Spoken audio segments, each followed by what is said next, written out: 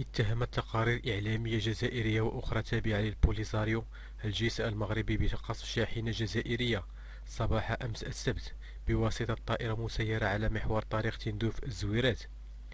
وأوضح موقع مينا ديفينس الجزائري المتخصص في شؤون الدفاع أن الهجوم أوقع قتيلين، فيما تحدث في وقت سابق عن وقوع جرحى فقط، وذلك بمنطقة توجد داخل إقليم الصحراء المغربية على الحدود الشمالية لموريتانيا.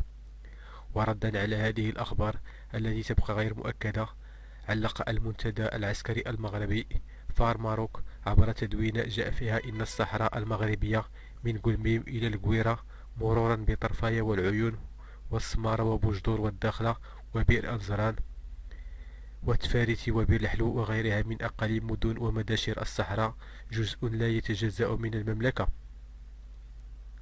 وأي تجاوز غير مرخص لحدودها سيقابل بالرد المناسب من رجال القوات المسلحة الملكية تنفيذا لأوامر قائدهم الأعلى ورئيس أركان الحرب العامة للقوات المسلحة الملكية، والتي سبق وأن تم إبلاغ السيد الأمين العام للأمم المتحدة في اتصاله بجلالة الملك عقب عملية القرقارات الميمونة.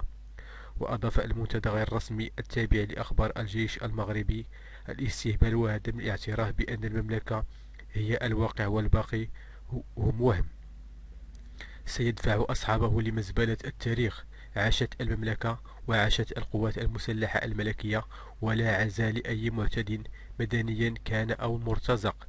الله الوطن الملك.